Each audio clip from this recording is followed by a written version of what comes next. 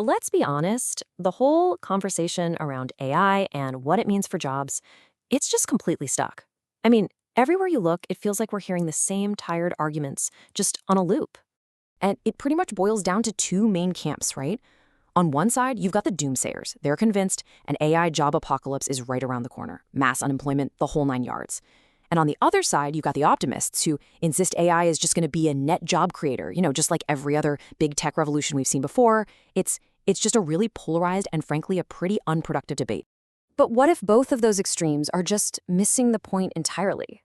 As the AI strategist Thorston Meer puts it, both are wrong and both are dangerous. See, this isn't about picking a side in some futuristic debate. It's about getting real and understanding how AI is actually changing how we work right now. So let's try and get past all that hype and just look at the reality of the situation. Because the real story of AI's impact isn't about job elimination. Nope. It's something way more nuanced. And you know what? It's way more important. It's all about task reallocation. So what in the world is task reallocation? Well, think of it like this.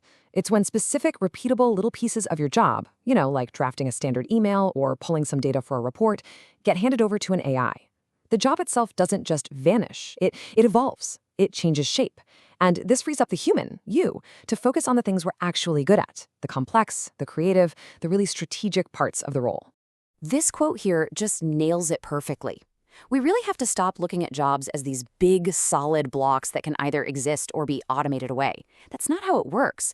Instead, you got to think of a job as just a collection of tasks. And it's those tasks that are being unbundled and reassigned to whoever or whatever can do them best. Now, I know what you might be thinking.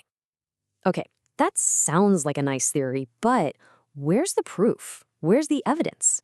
Well, let's dive into the data, because the numbers here tell a really fascinating story.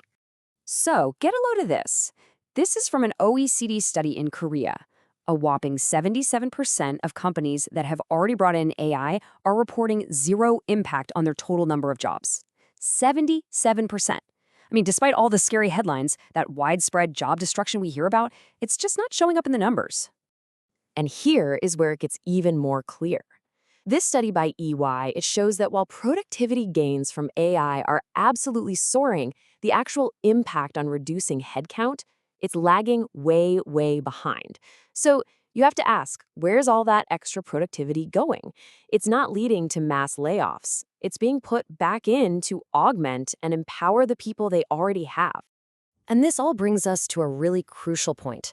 Counting jobs lost is completely the wrong way to look at this. It's the wrong metric. The real signal, the thing we actually need to be watching, is the migration of tasks from humans to AI, and then what new human tasks pop up as a result. And of course, yeah, task substitution is happening. But it's happening in very specific areas. AI is taking over tasks that are super well-defined and repeatable, right? Things like answering routine customer service questions, processing structured data, or generating some boilerplate code. These are kind of the low-hanging fruit for automation. But now, look at the flip side. Look at where it's not happening. Complex reasoning, delicate negotiations with stakeholders, interpreting tricky regulations where liability is on the line, or most physical services.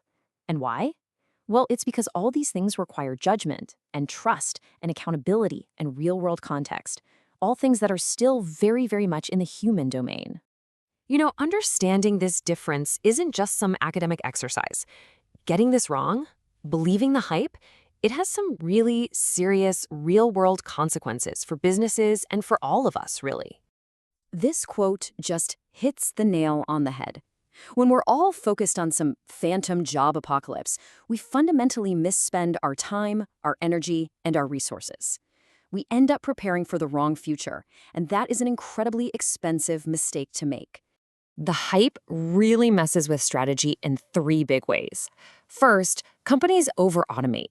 They just pour money into AI without actually redesigning their workflows, and that just wastes a ton of capital. Second, and this one is so critical, they underinvest in reskilling their people because they falsely believe their employees' jobs are doomed anyway. And finally, all this confusion leads to flawed government policies that fail to tackle the real challenges workers are facing. And listen, we're already seeing the early warning signs. The OECD youth unemployment rate is at 11.2%. Now, this isn't because all jobs are disappearing. It's because entry-level jobs are packed with the exact kind of routine, automatable tasks we've been talking about. This is like the first ripple of that task transition, and it's showing us that we really aren't preparing our youngest workers for this new reality. Okay, so if we stop forecasting an apocalypse and we start actually managing this transition, what does that look like in practice? What do we actually do? Well, the good news is there's a pretty clear, practical path forward. For any leader out there, here are 5 concrete actions you can take. First, map out the tasks within roles, not just the job titles. Second, budget for the new human work of supervising and checking what the AI spits out. Third, redesign your incentives to reward quality and compliance, not just raw speed. Fourth, train your managers in what's called workflow orchestration, which is the super critical skill of blending human and AI talent effectively. And finally, track what's really happening, which tasks are being substituted, which are being augmented, and what new ones are being created. So let's just bring it all together. Here's the bottom line. We know that almost half of all jobs have significant AI task exposure.